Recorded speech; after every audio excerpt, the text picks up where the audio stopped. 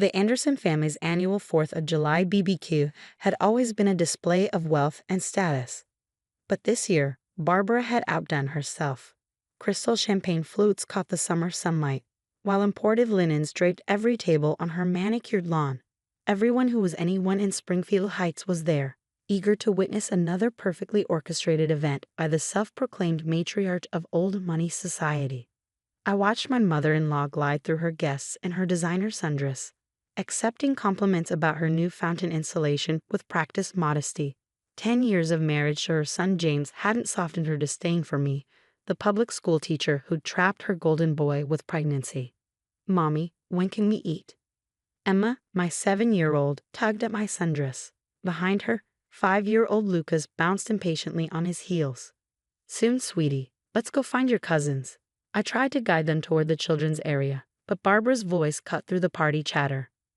"Children, time for the special holiday lunch." She clapped her manicured hands, summoning all the grandchildren like a queen gathering her court. James squeezed my shoulder. "See, Mom's making an effort." She even set up that cute kids' table with the patriotic centerpiece. I wanted to believe him.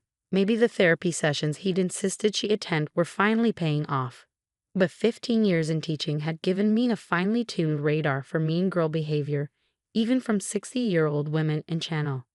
The kids gathered around Barbara, my two hanging slightly back, already conditioned to expect less.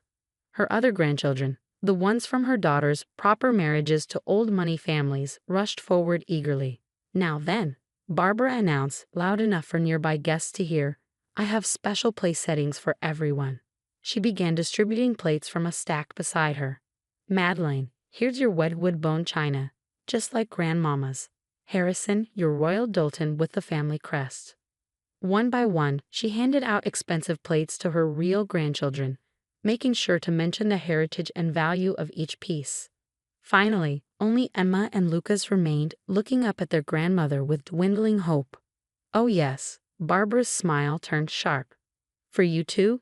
She reached under the table and pulled out 2 crumpled paper bags from the local burger joint. These seemed more appropriate.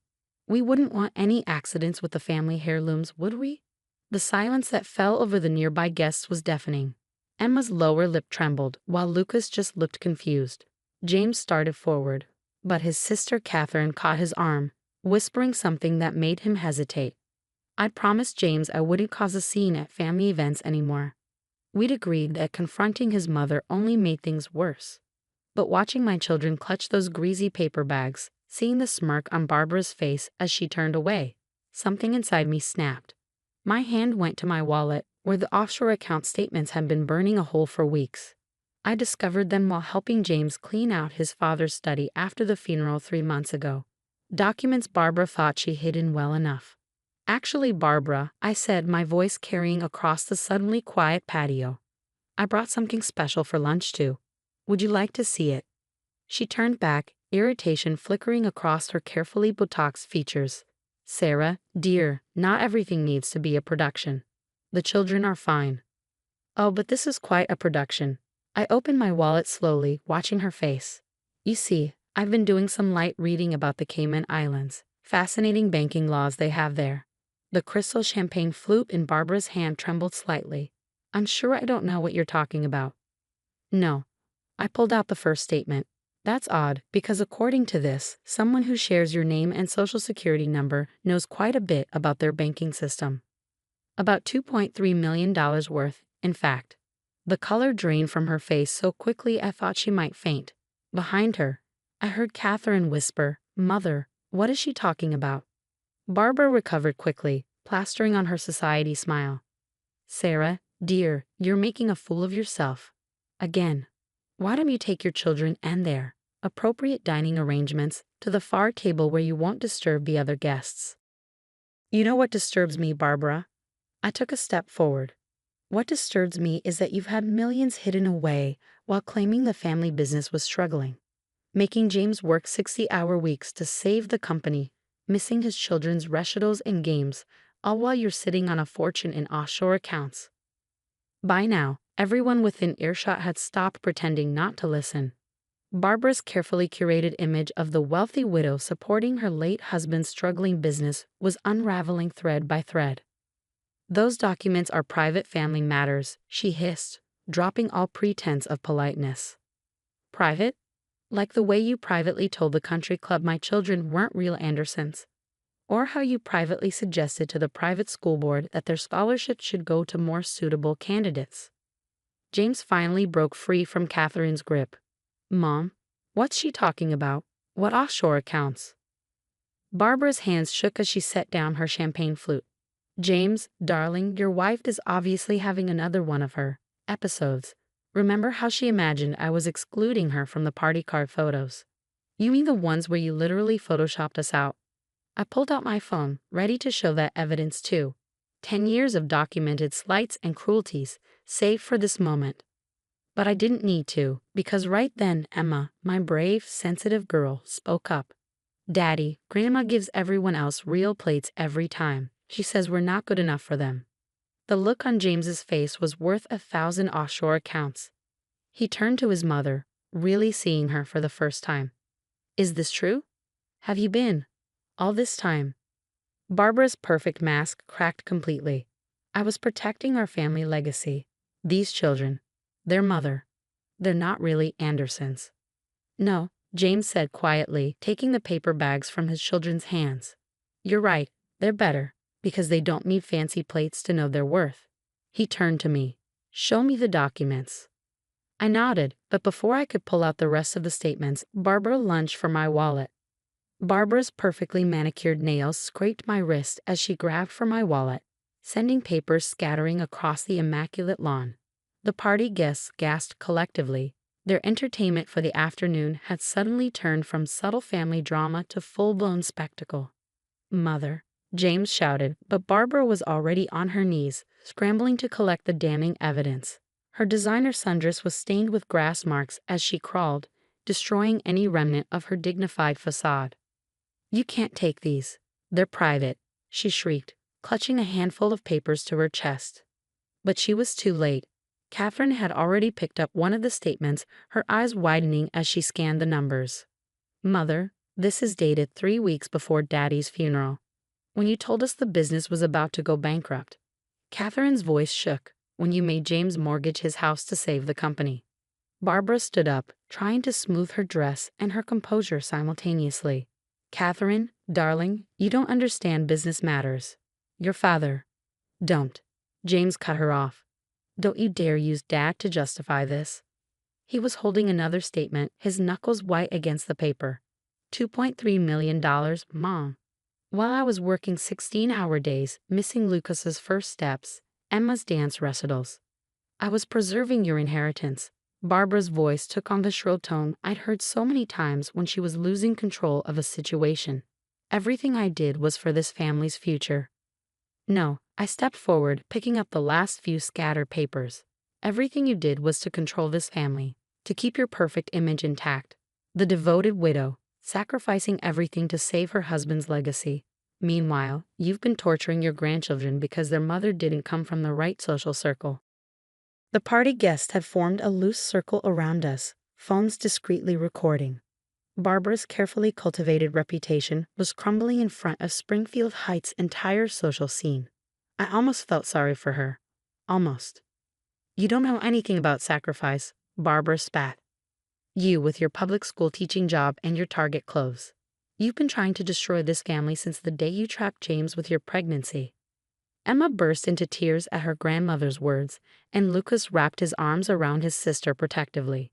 The sight of my children comforting each other while their grandmother raged broke something inside me. "Trapped him?" I laughed, but there was no humor in it. "James and I dated for 2 years before I got pregnant. We were already engaged. The only trap here is the one you set for your own son, using guilt and manipulation to keep him under your control." "Mom," James's voice was deadly quiet. "Did you really have this money the whole time? When I had to take out a second mortgage? When Sarah had to sell her grandmother's jewelry to pay for Emma's asthma treatments?" Barbara's face paled. "James, sweetheart, I was going to tell you. After the business stabilized. After you'd squeezed every drop of control you could from the situation. Catherine interrupted. She turned to her brother. James, last month when Mom told me you couldn't afford to chip in for Dad's headstone. Was that a lie too? The silence that followed was devastating. Barbara looked around wildly, suddenly realizing she'd lost her audience. Her carefully constructed web of lies was unraveling thread by thread. I demand everyone leave immediately, she announced, trying to reclaim some authority. This is a private family matter. Private like the emails you sent to Emma's private school. I pulled out my phone. The ones where you told them not to accept her application because, and I quote, we wouldn't want to lower the school's standards with charity cases. James's head snapped up. You did what? Or maybe private like the trust fund you set up for all your grandchildren except ours. I continued. The one you announced at last year's party when you thought I was in the bathroom. Those decisions were for the good of the family. Barbara insisted, but her voice had lost its conviction. Even she seemed to realize how hollow her words sounded. No, Mother, James said, gathering both his children into his arms. Those decisions were for the good of your ego, and they stopped today. Barbara's face crumpled. You can't prove any of this. Those documents could be fake. Actually, a new voice spoke up. They're quite real. Harold Matthews, Barbara's personal accountant for 20 years, stepped forward from the crowd. And I've been keeping copies of everything, Barbara, including the transfers you ordered me to make the day before Richard's funeral. Barbara whirled to face him. Harold, you signed a confidentiality agreement, which becomes void in cases of criminal activity, Harold replied calmly. Like, say, hiding assets to avoid estate taxes and creditors. The mighty Barbara Anderson swayed on her feet. Her perfectly coordinated world was collapsing around her, and for once, she had no way to manipulate the situation back under her control. James, she whispered, reaching for her son. You can't let them do this to me. I'm your mother. James looked at her for a long moment, then down at his children. Emma had stopped crying and was watching the scene with wide eyes. Lucas still held his paper bag lunch, crumpled now from clutching it too tightly.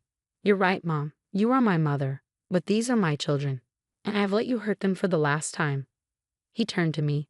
Sarah, what do you want to do? I looked at the offshore account statements in my hand, then at Barbara's pleading face. 10 years of snide comments, deliberate exclusion, and carefully orchestrated cruelty flashed through my mind. But I also saw my children watching, learning from this moment. I said slowly, it's time for some changes in the Anderson family. 3 months after the 4th of July BBQ that shattered the Anderson family's facade, I sat across from Barbara in her lawyer's office. She looked smaller somehow, without her usual armor of designer clothes and perfect makeup. The court-mandated family therapy sessions had taken their toll on her carefully maintained image. Sign here, Mrs. Anderson. The lawyer pointed to the final page. This transfers control of the family business to James and acknowledges the full disclosure of all offshore accounts. Barbara's hand trembled as she picked up the pen. I still don't understand why you haven't turned me into the authorities, she said quietly, looking at me. Because despite everything, you're still their grandmother, I replied, and they deserve the chance to know you, the real you, not the society matriarch who thought love came with conditions. The scandal had rocked Springfield Heights' social circle. Barbara's carefully curated reputation lay in ruins, but something unexpected had emerged from the ashes. Without the pressure to maintain her perfect image, glimpses of a different woman began to appear. Last week, she'd attended Emma's school play, sitting in the back, no designer handbag in sight. She clapped the loudest when Emma took her bow. And yesterday, I found Lucas showing her his rock collection, her genuine interest in his excitement worth more than any expensive gift she could have bought. I've been horrible, Barbara whispered, signing the last page. All these years, I was so focused on maintaining the Anderson name that I forgot what family really means. It's not too late to change that, James said from the doorway. He'd arrived early for the meeting, catching his mother's rare moment of vulnerability. Barbara looked up at her son, tears threatening to spill. How can you even stand to look at me? After what I did to your family? To my own grandchildren? Because they taught me something important, James moved into the room, sitting beside me. They taught me that forgiveness doesn't mean forgetting. It means choosing to give someone the chance to do better. The lawyer gathered the signed documents, leaving us alone in the conference room. Through the window, I could see Emma and Lucas playing in the building's courtyard, supervised by Catherine. They were teaching their cousins a game they'd learned in public school. The same cousins who once wouldn't sit with them at family events. I don't deserve a second chance, Barbara said, watching her grandchildren play. Maybe not, I agreed. But they deserve a grandmother who loves them for who they are, not what social circle they come from. Barbara nodded slowly. The therapist says I've spent my whole life trying to buy love with money and status. I didn't know how to give it freely. Well, James smiled, you have plenty of time to learn. Starting with Sunday dinner at our house. Paper plates and all. For the first time in 10 years, I saw a genuine smile cross Barbara's face. I'd like that. As we left the lawyer's office, Emma ran up to her grandmother. Look what I found. She held up a dandelion, its white seeds ready to scatter in the wind. Make a wish, Grandma. Barbara knelt down, designer pants touching the concrete without a flinch. You know what, sweetheart? I think my wish already came true. Watching them blow the dandelion seeds together, I touched the now empty wallet that had once held such damning evidence. Sometimes the greatest revenge isn't in destroying someone, but in giving them the chance to destroy their own walls. The Anderson family would never be the same. But maybe, just maybe, it would be better. Ice cream. Lucas tugged at Barbara's sleeve. Mommy says you're buying. Barbara laughed, a real laugh, not her society titter. Ice cream it is. Paper bowls and all. As we walked toward the ice cream parlor, I couldn't help but smile. The woman who once served my children from paper bags was now proudly holding their hands, her designer purse carrying Lucas's rocks and Emma's dandelions. Sometimes the best endings aren't about winning or losing. They're about learning to see what was always there, hidden behind walls of pride and pretense. The simple, messy, beautiful truth of family. The crystal chandeliers of the St. Regis Hotel's private dining room sparkled almost as brightly as Evelyn Montgomery's diamonds as she presided over her annual Easter brunch. For 15 years, I'd watched her orchestrate these events with military precision, each detail calculated to remind everyone of the Montgomery family's social standing. I adjusted my twin daughters' matching spring dresses, hand-me-downs I'd carefully altered. At 8 years old, Sophie and Lily were already too aware of the divide between themselves and their cousins in their designer outfits. Remember, girls, I whispered, we hold our heads high, no matter what. Yes, Mama, they chorused, but I saw Sophie's fingers nervously twisting her dress hem. My soon-to-be ex-husband, William, sat at the main table, deliberately avoiding my gaze. His new girlfriend, Candace, draped herself over his arm, wearing a ring that looked suspiciously like the one his grandmother had promised would be mine. The same grandmother who died 3 months ago, leaving behind a letter that shattered the Montgomery family's carefully polished facade. Places, everyone. Evelyn's voice rang out across the room. We'll be seated by family groups, of course. Of course, because nothing gave Evelyn more pleasure than publicly establishing hierarchies. I watched as she directed her real grandchildren to the main table, their parents beaming with pride. And for the others, Evelyn's gaze landed on my daughters with barely disguised disdain. She clapped her hands and a waiter appeared with a side table. We've arranged special seating.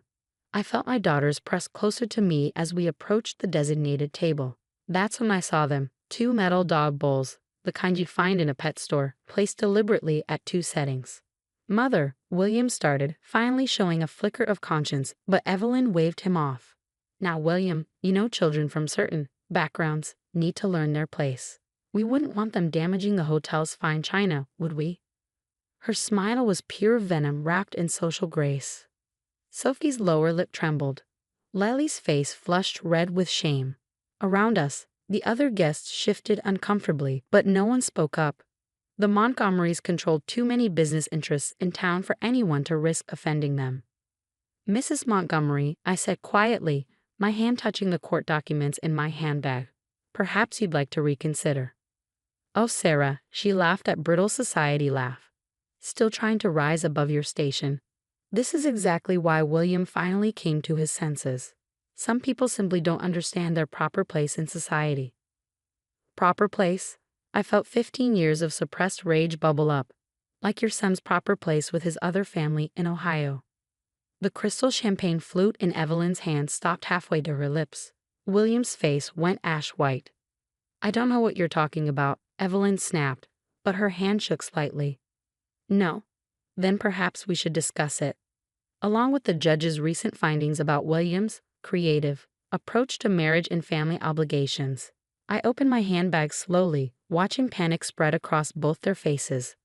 This is hardly the time or place. William stood up, Candace forgotten at his side. Really? I thought this was exactly the time and place.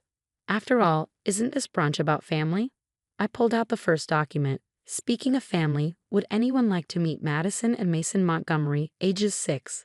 They live with their mother in Columbus. William's been supporting them quite generously, with money from his grandmother's trust fund. The dining room erupted in whispers. Evelyn's carefully orchestrated social event was rapidly derailing. "You're making a scene," she hissed, reaching for the document. "Oh, I'm just getting started." I turned to the assembled guests. Would anyone like to know why William's grandmother changed her will 3 months ago? Why she left everything in trust for my daughters instead of her beloved grandson? "Mother," William pleaded, "do something." But for once, Evelyn Montgomery was speechless. She stared at the dog bowls she'd so smugly set out, her perfect world crumbling around her designer heels. "You see," I continued, my voice carrying in the silent room, "Margaret Montgomery was a lot of things, but she wasn't stupid. When she discovered William's secret life, she did some investigating. Found out about the money he'd been stealing from her trust to support his other family.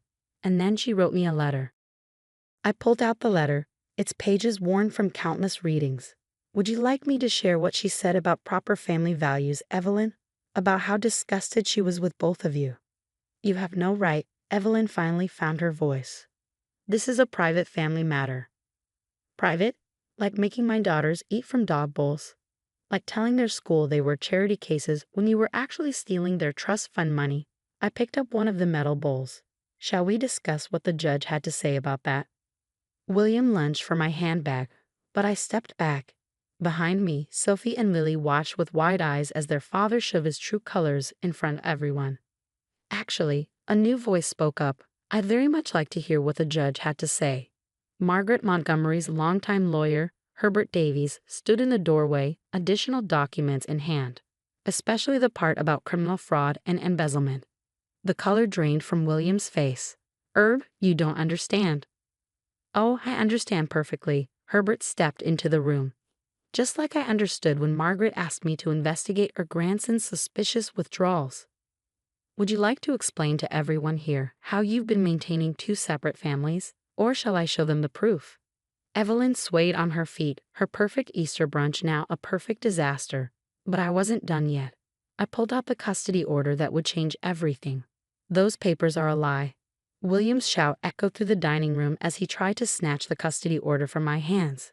But Herbert Davies stepped smoothly between us, a move that spoke of years handling volatile family disputes.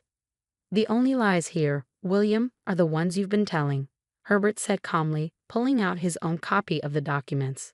"Would you like me to enumerate them for everyone? Starting perhaps with the forged signatures on your grandmother's trust fund withdrawals." Sophie clutched Lily's hand, and I saw strength in their united stance. These were not the cowering children Evelyn had expected to humiliate with dog bowls. These were Margaret Montgomery's true heirs, and they were finally seeing their father for who he really was. "Mommy," Lily spoke up, her voice clear and strong. "Is that why Daddy never had money for our school trips, but bought a boat last month?" The assembled guests gasped. Candace, William's girlfriend, slowly removed her hand from his arm, her eyes fixed on the ring she thought was hers to keep.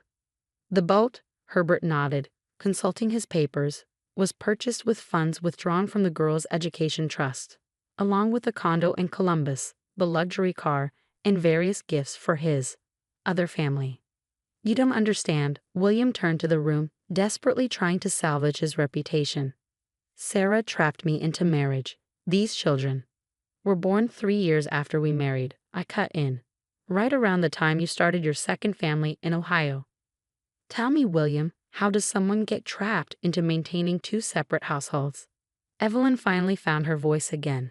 "This is preposterous. William would never." "Never what, Mother?" I turned to her. "Never lie, never cheat, never steal from his own children, because I have bank statements that say otherwise, and so does the judge." I opened the custody order, its pages crisp and official. In light of William Montgomery's fraudulent activities and breach of fiduciary duty, full custody of Sophie and Lily Montgomery is awarded to their mother, Sarah Bennett. Furthermore, all assets from the Margaret Montgomery Trust are to be frozen pending criminal investigation. Criminal investigation. Candace's voice was barely a whisper. Oh yes, Herbert stepped forward. You see, Margaret Montgomery was very thorough in her final months. She hired private investigators, collected evidence, and made sure the truth would come out. She just didn't live long enough to see it through herself. William collapsed into a chair, his carefully maintained facade crumbling. She was just a bitter old woman, he muttered, but nobody was listening anymore. A bitter old woman who caught you stealing from your own daughters, I corrected. Who watched you lavish gifts on your secret family while these two wore hand-me-downs, who saw through your mother's social climbing and your lies. Evelyn made one last attempt to regain control. None of you will ever work in this town again. I'll make sure. You'll make sure of nothing, Mrs. Montgomery, Herbert interrupted. Your social influence died with your fraud scheme. The country club board is meeting tomorrow to discuss your membership. Apparently, they have strict policies about members involved in criminal investigations. The room erupted in whispers again. Evelyn's precious social status, built on decades of manipulation and pretense, was evaporating before her eyes. Girls, I turned to my daughters. Would you like to know what your great-grandmother wrote about you in her final letter? They nodded, moving closer to me as I pulled out Margaret's letter. My dearest great-granddaughters, I read, I watched you grow with grace despite the cruelty you've endured. You've shown more dignity eating from paper plates than your father's family has shown with all their fine china. You are the true Montgomerys not because of your name, but because of your character. Tears rolled down Sophie's cheeks, but she was smiling. Lily stood straighter, her chin lifted in a gesture that would have made Margaret proud. She left everything to them, Herbert announced to the room. Every asset, every property, every share of the family business. To be held in trust until they're 25, managed by Sarah and overseen by my firm. This is ridiculous, William exploded. They're children. They can't run a business. No, I agreed. But I can. With the help of the board members your grandmother appointed before she died. The same board members who've been gathering evidence of your embezzlement for months. Candace stood up suddenly, dropping her napkin on the table. I think I left something in my car, she mumbled, hurrying toward the door.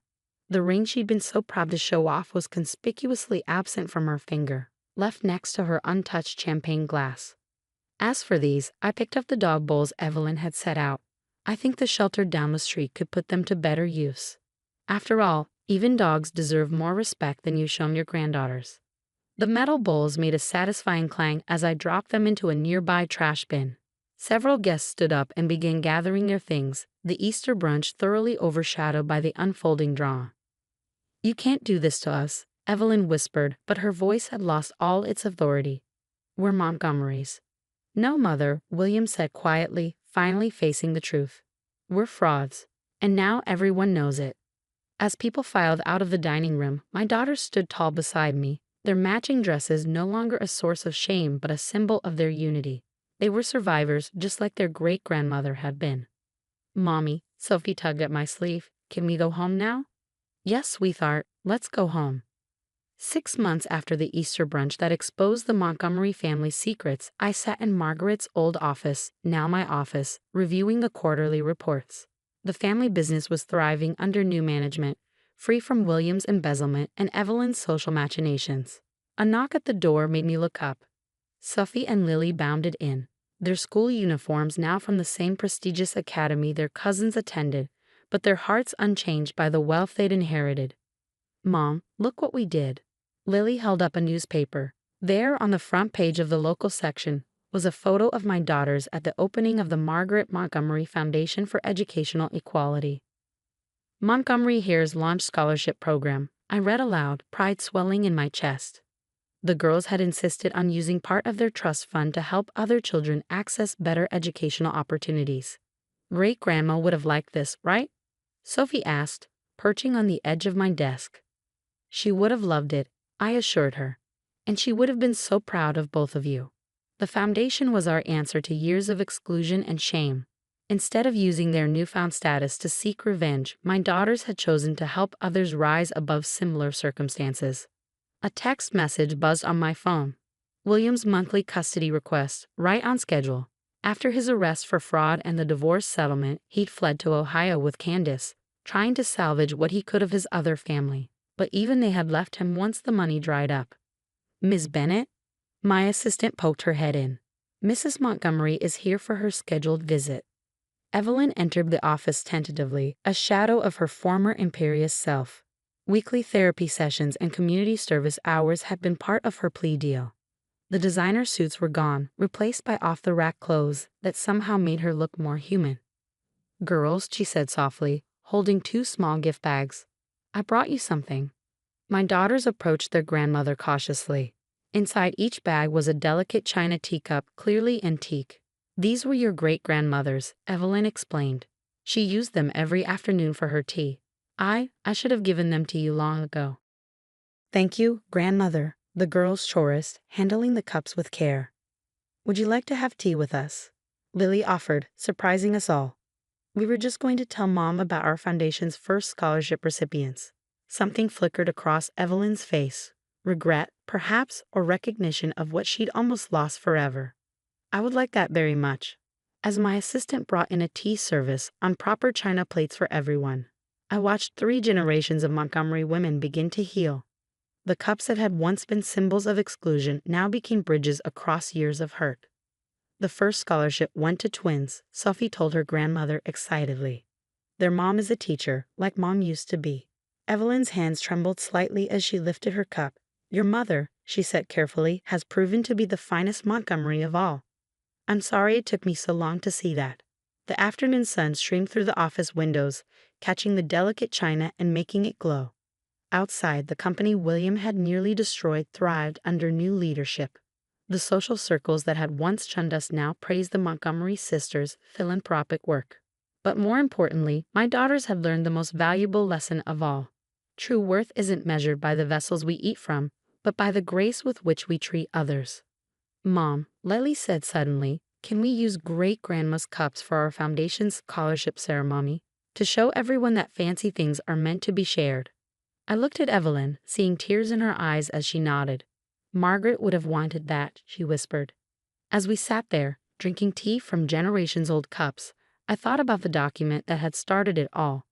The custody order still safely stored in my desk. It had given us legal victory, but our real triumph was in rising above bitterness to create something meaningful. The dog bowls that had once symbolized our humiliation were long gone, donated to an animal shelter. In their place, we'd built a legacy of inclusion and opportunity. One scholarship, one teacup, one healing moment at a time. Sometimes the sweetest revenge isn't revenge at all. It's showing others a better way forward, even when they show me their worst. As I watched my daughters share their dreams with their grandmother, I knew Margaret would have been proud of the family her truth had finally created. The Vandermeer Estates Thanksgiving dinner had been a study in calculated cruelty for the past 7 years. But this year, they went too far. I watched my daughter Maria's shoulders slump as Eleanor Vandermeer, my mother-in-law, directed her toward the kitchen with a perfectly manicured wave. "The helps table is through there, dear," Eleanor said, her voice dripping with false sweetness.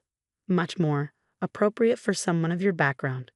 Maria's dark eyes, so like her great-grandmother Isabella's, met mine in a silent plea. At 8 years old, she already understood too well what it meant to be the daughter of a Mexican immigrant in the Vandermeer household, despite her father's blood running through her veins. "Mother," my husband Thomas began, but his protest withered under Eleanor's Arctic stare. "Now, Thomas, we've discussed this. The main dining room is for family only, real family." She emphasized the word real while adjusting her heirloom pearl necklace, the one she'd sworn would never grace my neck. Around the massive mahogany table, the other Vandermeers tittered behind their hands. Cousin Regina's children, blonde and blue-eyed like their mother, sat proudly in their booster seats, their places set with the finest Wedgwood china, the same china that had been locked away when Maria was born. "Mrs. Santiago," Eleanor addressed me by my maiden name, never my married one. "Surely you understand. Tradition is everything in this house." I touched the envelope in my blazer pocket, feeling the heavy weight of its contents.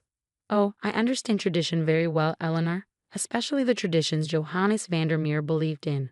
Her hand froze on her pearls. I don't know what you're talking about. Don't you?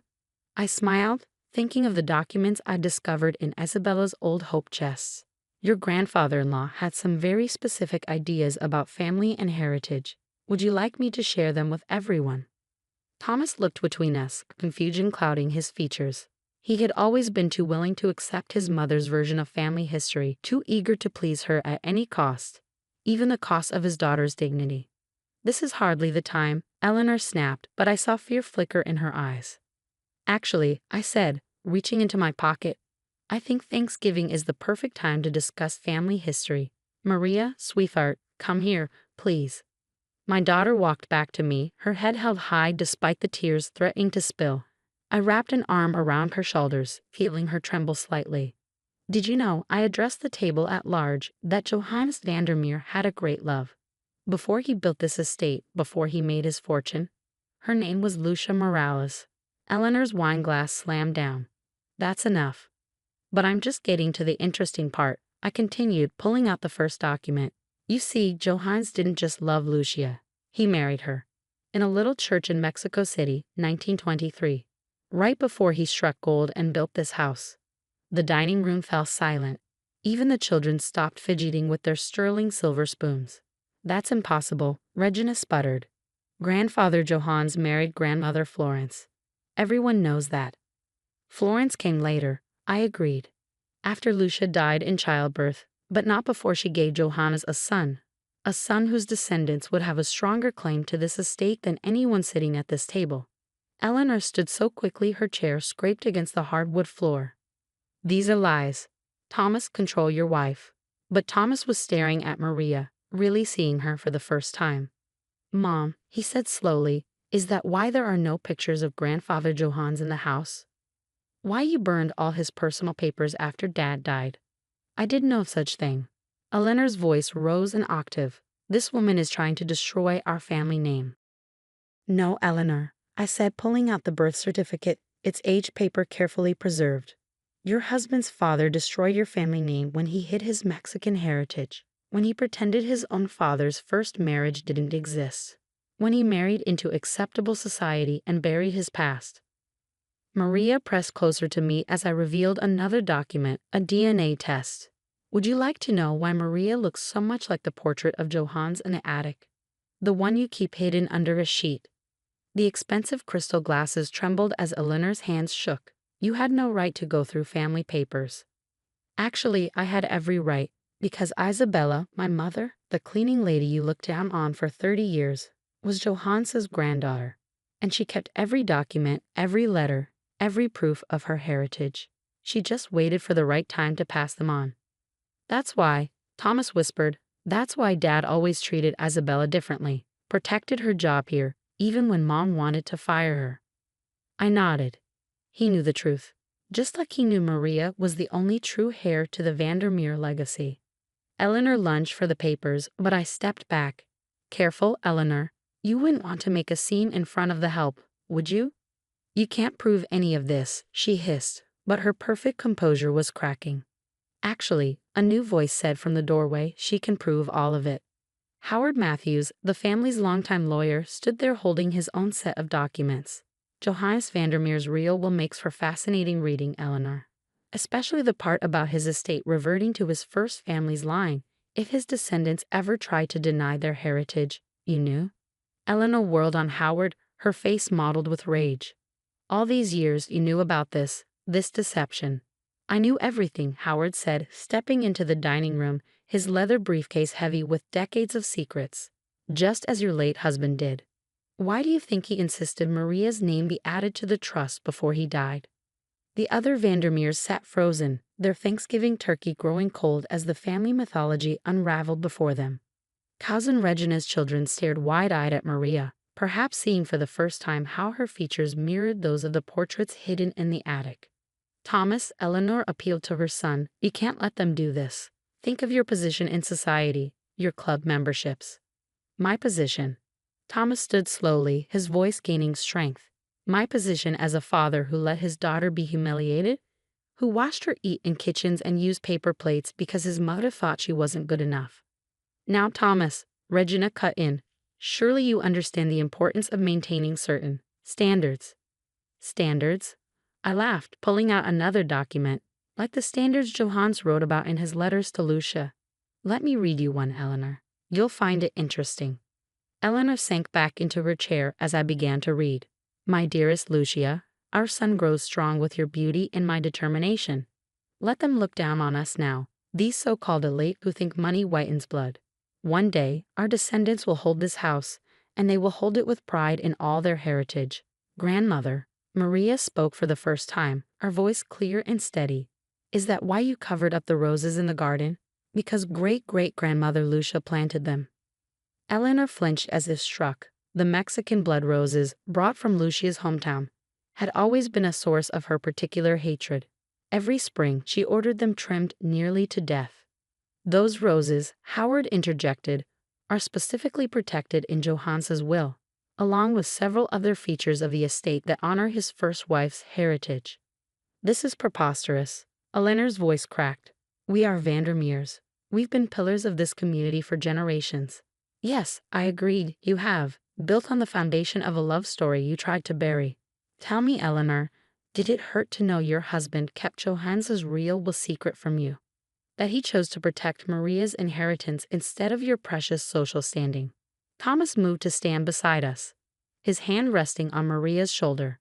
The country club will never accept this, he said, but I heard resolution rather than regret in his voice. Oh, but they will, Howard smiled, producing another document. Because as of this morning, the Vandermeer estate and all its holdings belong to Maria, held in trust until she's 25, with her mother as executor. The dining room erupted into chaos. Regina's husband knocked over his wine glass, staining the pristine tablecloth red. Their children began to wail, sensing their parents' distress. But Eleanor just sat there, staring at the place setting in front of her, as if seeing it for the first time. My dearest Lucia, our son grows strong with your beauty and my determination. Let them look down on us now, these so-called elite who think money whitens blood.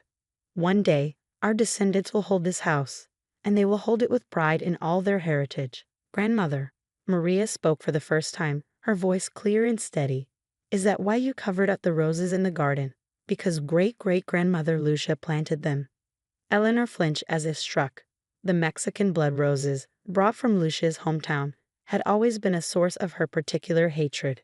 Every spring, she ordered them trimmed nearly to death. Those roses, Howard interjected, are specifically protected in Johannes's will, along with several other features of the estate that honor his first wife's heritage. This is preposterous. Eleanor's voice cracked. We are Vandermeers. We've been pillars of this community for generations.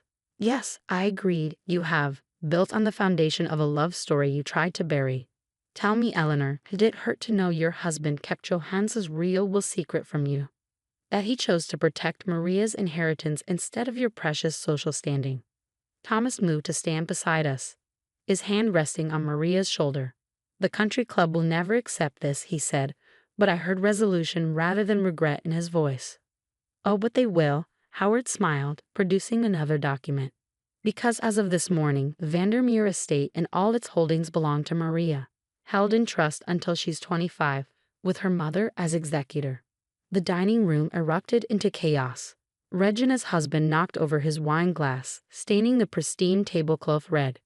Their children began to wail, sensing their parents' distress. But Eleanor just sat there, staring at the place setting in front of her, as if seeing it for the first time. There's more, Howard continued inexorably. Johannes left specific instructions about the estate's management. The main house is to be open for cultural events celebrating Mexican-American heritage. The gardens are to be restored to Lucia's original design, and the portraits, all of them, are to be displayed prominently. No, Eleanor whispered, but there was no fight left in her voice. Yes, I said firmly, starting with the holiday celebrations. Maria, sweetheart, would you like to tell your grandmother about our plans for party? Maria straightened, channeling every ounce of Vandermeer pride Eleanor had tried to deny her. We're hosting a posada, she announced, in the main hall. with real Mexican hot chocolate and tamales made from great-great-grandmother Lucia's recipe. The look of horror on Eleanor's face was almost comical. "You can't." "Actually, they can," Howard interrupted. "In fact, according to the will, they must." Johannes was very specific about maintaining his first wife's cultural traditions. Failure to do so would result in the entire estate being donated to a Mexican-American cultural foundation. Thomas let out a surprised laugh. "Dad knew, didn't he? That's why he always insisted on keeping Mom's racism in check, at least in public." "Your father was many things," Howard agreed. "But he honored his own father's wishes in the end. He made sure Maria would inherit not just the estate, but the truth about her heritage." I watched Eleanor's perfectly coordinated world crumble around her designer shoes. The crystal, the china, the silver. All of it would now serve to celebrate the very heritage she had tried to erase. "Well," I said, picking up the fine china plate from my daughter's empty place setting, "I believe it's time for dinner. Maria, would you like to sit at the head of the table? After all, it is your house now." 1 year later, the Vandermeer estate glowed with party lights and paper lanterns, the scent of cinnamon and chocolate drifting from the kitchen where Maria helped the new chef prepare traditional Mexican hot chocolate. The Posada celebration was in full swing, with local families filling the once austere halls with laughter and music. I stood in front of Johannes and Lucia's newly restored portrait, finally hanging in its rightful place above the main staircase. Their love story, etched in oil and canvas, was clear in the way his hand rested protectively over hers, in the proud tilt of her chin, in the slight smile that seemed to say they knew their truth would prevail. "Mom," Maria called, rushing over in her new dress, a beautiful blend of Victorian style and Mexican embroidery. "Grandmother Eleanor is here." Eleanor stood in the doorway, smaller somehow without her usual armor of superiority. The past year had changed her, forced her to confront generations of carefully constructed lies. Weekly therapy sessions and cultural sensitivity courses, requirements Howard had found buried in Johannes's will, had slowly chipped away at her prejudices. "The roses," she said quietly, touching the fresh blooms decorating the entry. "They're Lucia's variety." "Yes," I nodded. "We found the original seedlings in the greenhouse, hidden behind all those orchids you preferred. They're thriving now." Thomas appeared beside his mother, carrying a carefully wrapped package. "Mom brought something for Maria," he said, his voice holding a note of cautious hope. Eleanor stepped forward, holding out the package with trembling hands. "I found this in the attic. It belonged to Lucia." Maria carefully unwrapped the gift, revealing a delicate silver hairbrush and mirror set, engraved with Spanish phrases of love and blessing. "It's beautiful," she whispered. "Johannes gave it to her on their wedding day," Eleanor explained, her voice thick with emotion. "Your grandfather, my husband, he showed it to me once, before I made him hide away anything that didn't fit my vision of what a Vandermeer should be." The mariachi band in the garden struck up a new song, the music floating through the open windows. Around us, guests admired the newly unveiled family photographs showing the complete Vandermeer history, including those Eleanor had once banished to the attic. "Would you like to learn how to make champorado?" Maria asked her grandmother suddenly. "Chef Rosa is teaching me Lucia's recipe." Something shifted in Eleanor's face, a softening, a surrender to change. "I would like that very much." As they walked toward the kitchen together, Thomas squeezed my hand. "You could have taken everything from her," he said quietly, "made her pay for all those years of cruelty." "No," I shook my head, watching my daughter teach her grandmother how to properly whisk the chocolate. The best revenge was letting her see what she almost destroyed, this legacy of love that transcended prejudice. Johannes and Lucia knew their truth would come out eventually. They just needed someone brave enough to tell it. Through the window, I could see Cousin Regina's children playing with local kids in the garden, their designer clothes forgotten as they chased each other around Lucia's roses. The estate that had once been a monument to exclusion now buzzed with the energy of inclusion. Besides, I smiled, Maria inherited more than just the Vandermeer name. She got Lucia's capacity for forgiveness, Johannes' strength of character, and Isabella's patient wisdom. She's teaching all of us how to be better. The evening wore on, filled with traditional foods, bilingual carols, and stories of Johannes and Lucia's love shared in both English and Spanish. Eleanor sat with Maria, listening intently as our daughter read from her great-great-grandparents' letters. perhaps finally understanding that true family legacy isn't measured in social status or pristine place settings, but in the courage to love across all boundaries. As the last guest departed, Maria placed a rose from Lucia's garden in her grandmother's hands. Feliz Navidad, grandmother, she said softly. Eleanor held the flower carefully, its petals as red as the truth that had finally bloomed at the Vandermeer estate. Feliz Navidad, my nieta, she replied, her pronunciation careful, practiced, and sincere. Sometimes the greatest victories come not from destroying the old order, but from transforming it into something new and beautiful, just as Johannes and Lucia had hoped all along. The crystal champagne flutes clinked as Mark's family celebrated their home's grand reveal, 7,000 square feet of luxury built on lies and my night shifts. I adjusted my nurse's uniform. I hadn't bothered changing after work. It felt appropriate to wear it here, among the people who had benefited from my endless overtime. Darling, my mother-in-law Diana's voice dripped with familiar condescension. Couldn't you have worn something more suitable? This is a special occasion. Oh, I know exactly how special it is. I smiled, thinking of the certified letters in my bag. By the way, that imported marble in the foyer, was that from the April transfer or the May one? Diana's perfectly lined lips parted slightly, the first crack in her composure. Beside her, my husband Mark suddenly became very interested in his drink. I don't know what you're talking about, she recovered quickly. Mark, darling, didn't you say Sarah's been working too hard lately? Perhaps she's confused. Not confused at all.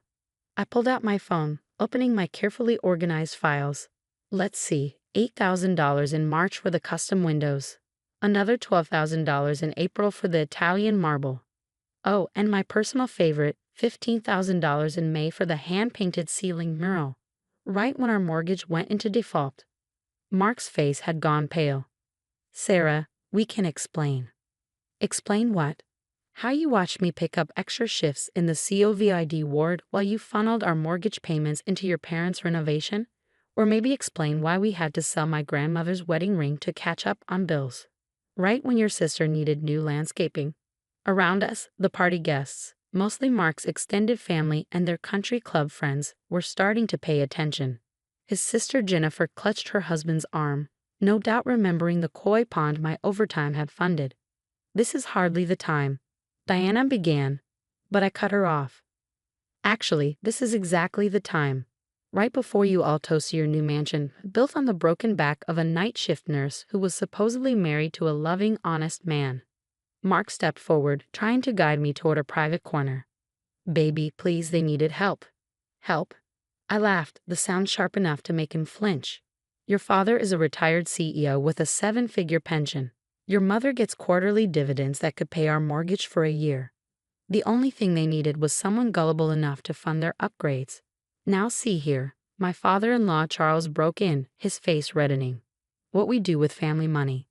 Wasn't your money, I interrupted. It was mine. Every double shift, every holiday worked, every extra hour spent away from my dying aunt because we supposedly couldn't afford home health care for her. The mention of my aunt silenced them. They'd all smirked when she left me her small property on the outskirts of town. Worthless land, Diana had called it. You should sell it quickly before property taxes eat you alive. About that property, I continued pulling out the first certified letter. You'll never guess who came to see me about it last week. The City Planning Committee. Diana's champagne glass froze halfway to her lips. Turns out that worthless land is exactly where they want to build the new regional hospital. Prime location, they said. Perfect accessibility. I watched comprehension dawn on their faces. They're offering $17 million. The silence in the marble-floored foyer was absolute. Even the catering staff had stopped to watch. 17. Mark stumbled over the number. But you said we should keep making payments on this house. I wanted to see how long you keep lying, I replied calmly. 3 more transfers to your parents' accounts, as it turns out. Even after I told you I'd inherited enough to clear our debt. Jennifer stepped forward, her expensive heels clicking on the marble I paid for. Sarah, you have to understand. This house is a family legacy. No, this house is a monument to theft, I corrected her. And according to my forensic accountant, about 40% of it belongs to me. Well, belonged to me. I've sold my interest in the property to the hospital board. You can't do that, Charles sputtered. This is our home. Actually, I can, and I did. See, while you were all picking out crystal chandeliers, I was documenting every transfer, every lie, every time Mark diverted our joint funds to your accounts. My lawyer says it's one of the clearest cases of financial fraud she's ever seen. Mark grabbed my arm. Sarah, please, whatever you're planning. I'm not planning anything. I shrugged off his grip. It's already done. The hospital board owns my stake in this property as of. I checked my watch 3 hours ago, and they're very interested in the zoning violations your recent additions have created. Diana sank onto her imported silk settee. Zoning violations? Oh yes, I smiled. Apparently, your new west wing extends 12 feet past the property line. The city's very concerned about that, especially since they'll need that access road for ambulances. The second certified letter felt heavy in my hands as I withdrew it. This is for you, Mark. Divorce papers. Don't worry about contesting anything. The settlement's already been worked out with the DA's office as part of their financial fraud investigation. The DA's office? Jennifer's husband, William, a junior partner at a local law firm, suddenly looked very uncomfortable. Sarah, surely we can discuss this privately. Like how Mark privately discussed emptying our savings with you last month? I turned to face him. Yes, William, I know about the consultation. About how you advised him to transfer assets to his parents before I caught on. Interesting legal strategy. The Bar Association found it interesting too. The crystal champagne flutes clinked discordantly as servers continued circulating, now witnesses to the unraveling of Boston's newest old money facade. Mom, Mark pleaded with Diana, say something. Diana stood, smoothing her designer dress with trembling hands. Darling, perhaps if we explain about the family obligations, the importance of maintaining certain standards. Standards? I pulled out my phone again, scrolling through photos. Like these standards, here's me in PPE during the COVID peaks, working doubles while Mark told me we were behind on utilities.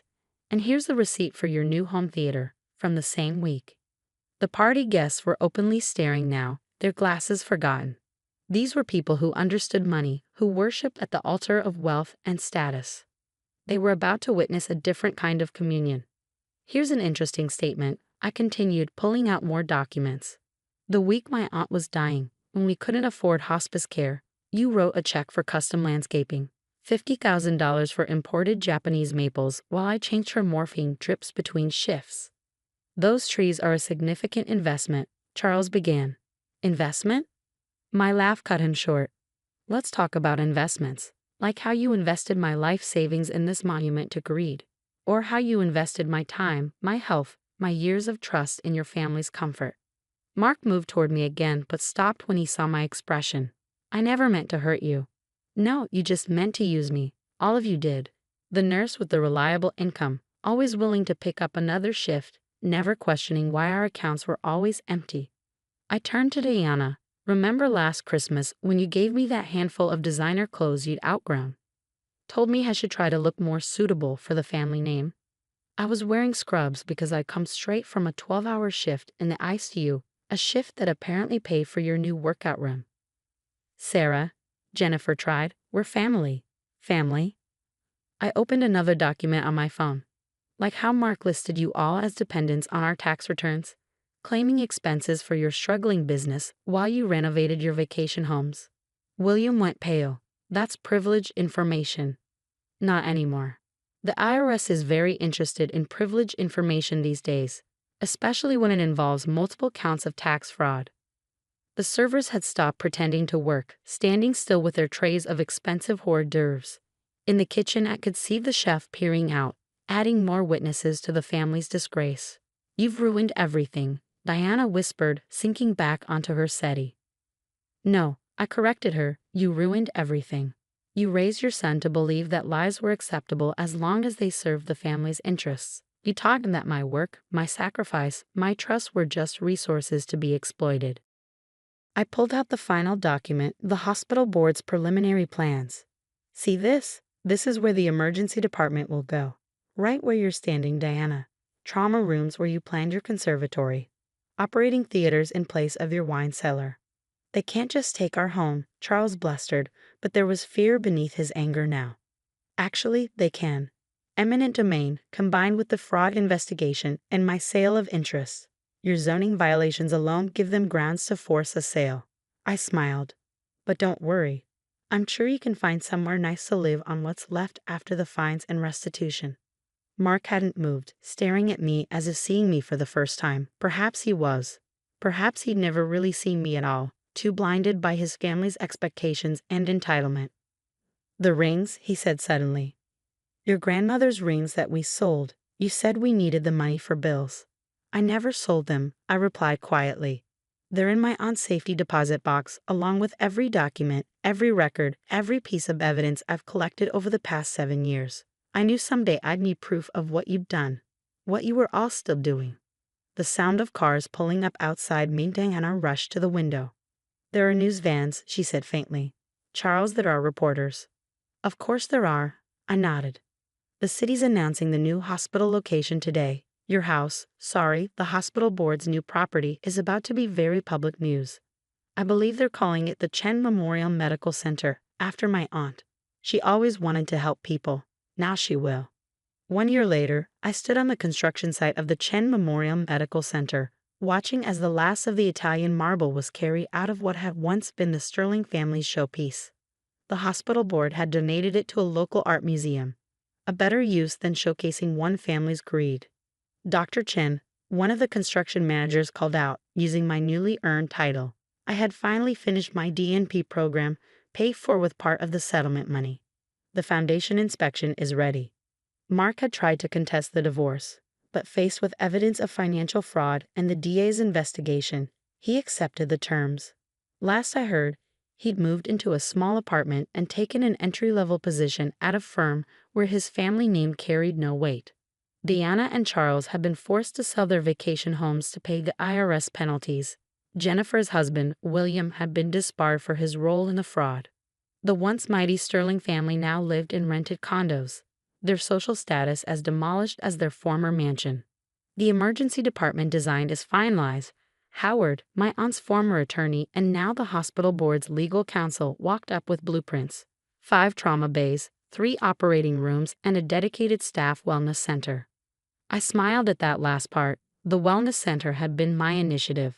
A place where healthcare workers could rest between shifts, with actual beds and support services. No more sleeping in cars during double shifts or fighting exhaustion in break rooms. The first nursing scholarship recipients are starting this fall. Howard continued, 20 full rides for working nurses pursuing advanced degrees. Your aunt would have loved that. A flash of silver caught my eye.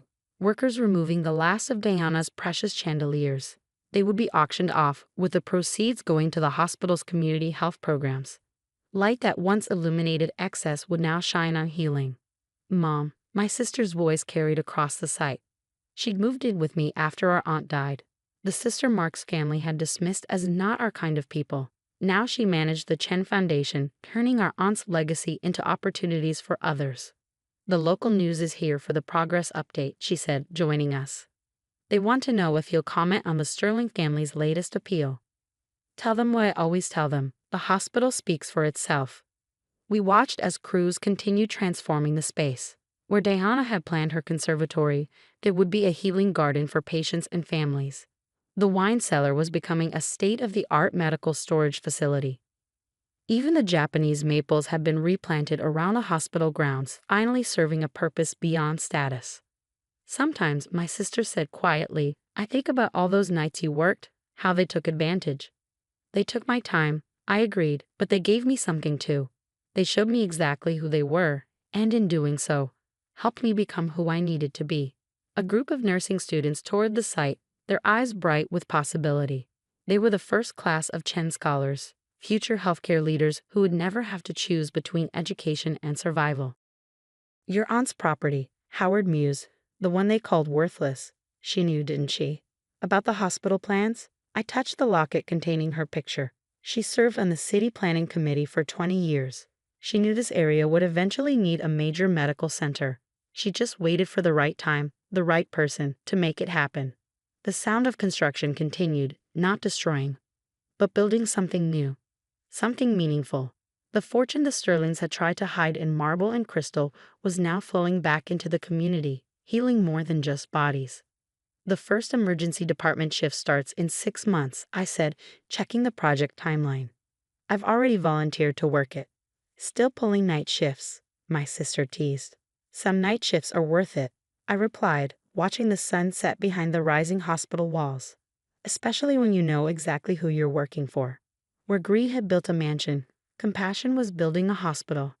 Where lies have flourished, truth would now save lives.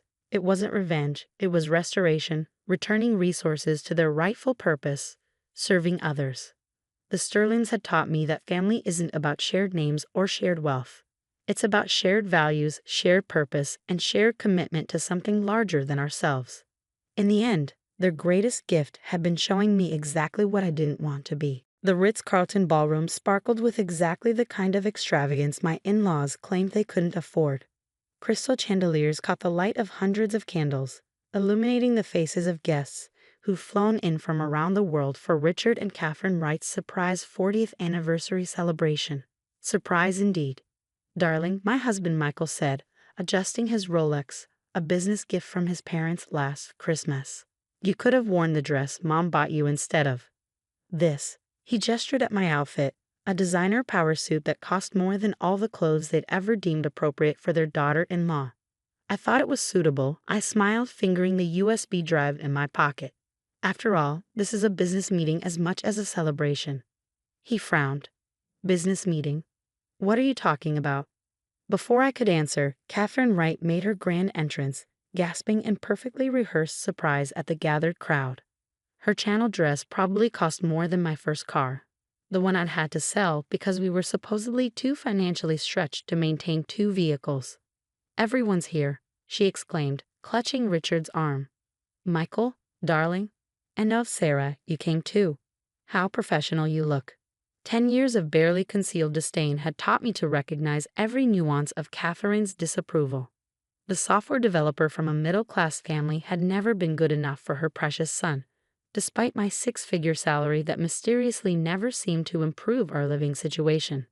Wouldn't miss it, I replied smoothly, especially since Paradise Cove Resort's grand opening coincides so perfectly with your anniversary. Catherine's perfectly maintained smile flickered. Behind her, Richard's hand tightened on his champagne flute. Paradise Cove. Michael asked, Mom, isn't that the property you and Dad have been consulting on in Bali? Consulting. Right, that's what they called the project they'd been secretly funneling millions into, millions that came from the joint account where my paychecks disappeared month after month. Just a small investment property, Richard said quickly. Nothing worth discussing at our party. Oh, but it's worth discussing, I said, pulling out my phone and opening the resort's website. 50 private villas, 3 restaurants, a world-class spa. Quite an achievement for a small investment property. Catherine's eyes narrowed. I don't know what you're implying. I'm not implying anything. I'm stating facts. Like the fact that over the past 10 years, exactly $4.2 million has been transferred from my joint account with Michael to various shell companies.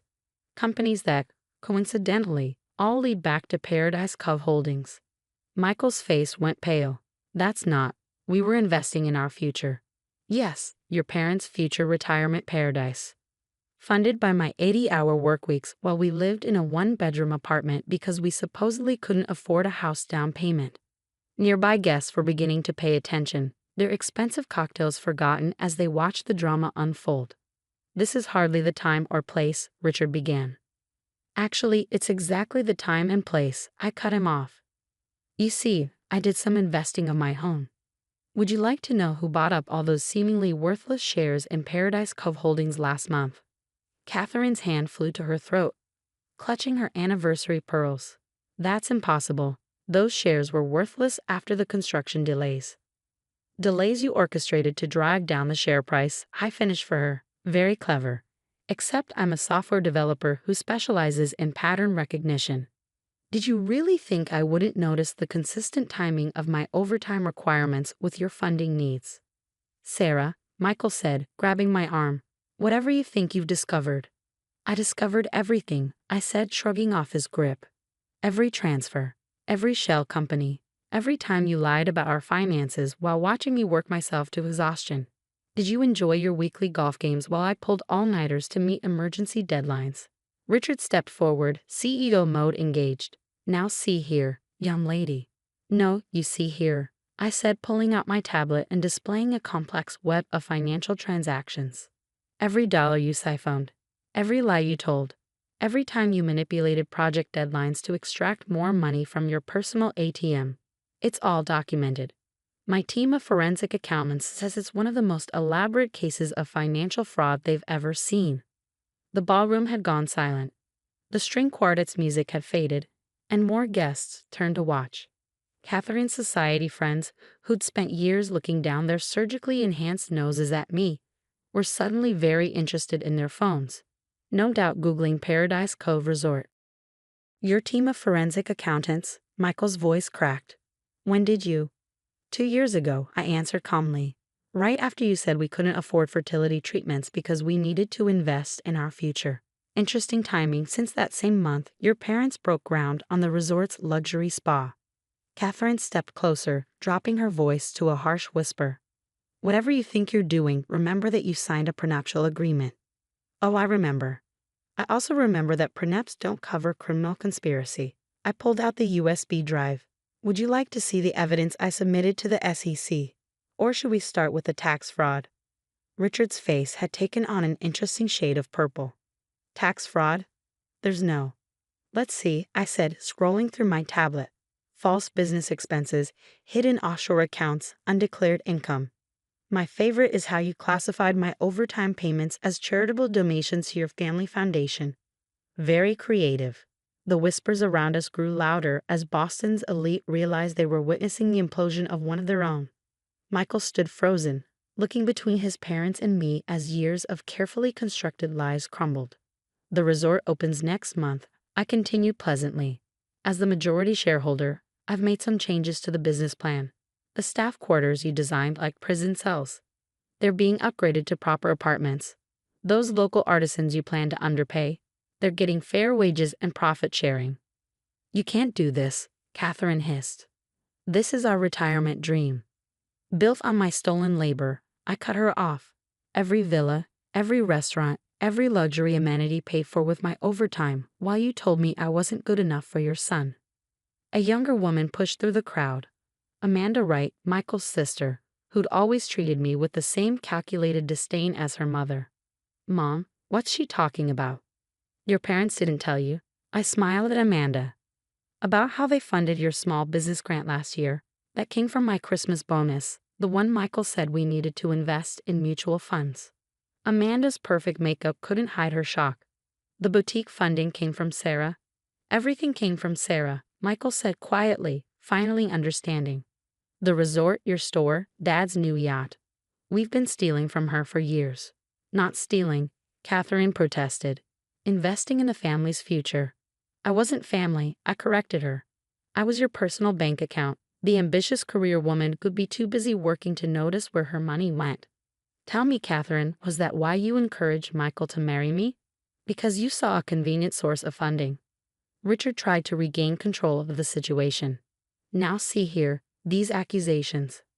Aren't accusations, I interrupted, nodding to a man in the corner who'd been quietly observing. Agent Phillips, would you like to take over? The SEC investigator stepped forward, badge already in hand. Mr. and Mrs. Wright, we have some questions about Paradise Cove Holdings and its subsidiary companies. The ballroom erupted in chaos. Catherine's society friends backed away as if fraud were contagious. Amanda clutched her designer handbag, probably also purchased with my money, while Michael sank into a chair, his world visibly crumbling. The anniversary gift table is over there, I said, gesturing to where expensive presents were piled high. But I think my gift might be more memorable than another set of crystal champagne flutes. You've destroyed everything, Catherine whispered, watching as Agent Phillips approached with other investigators. No, I shook my head. I've reclaimed everything. The resort will open as planned, but as a model of ethical luxury tourism, not a monument to greed. The profits will fund scholarships for local students and sustainable development projects.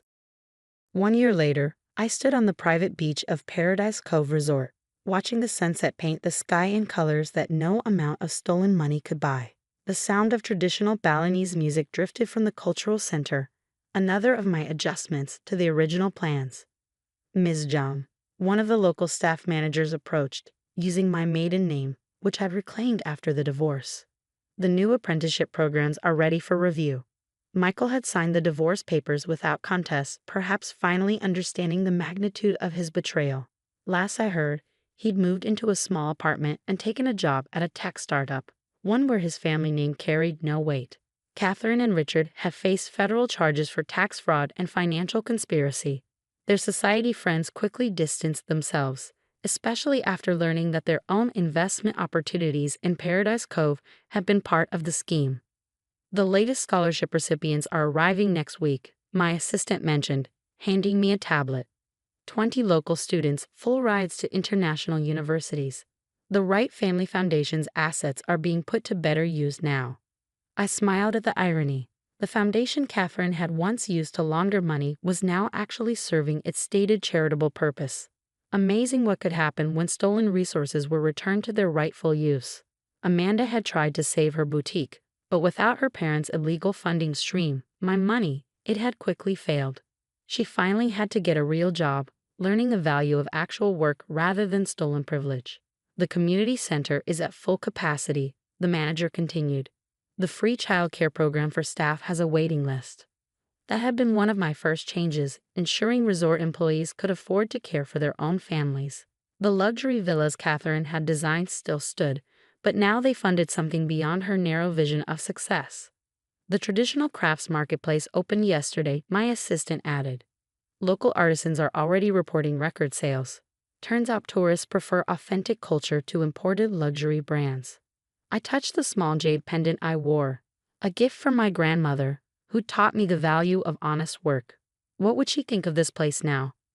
Not a monument to theft and privilege, but a bridge between cultures, a source of opportunity rather than exploitation. Your last meeting is with the environmental impact team, my assistant said, checking the schedule. They're excited about the new coral restoration project. The resort that was supposed to be Catherine and Richard's retirement paradise had become something else entirely, a model of sustainable luxury tourism that actually benefited its host community.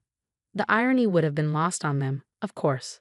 A group of local children ran past, heading to their free English classes in what was supposed to be Catherine's private spa.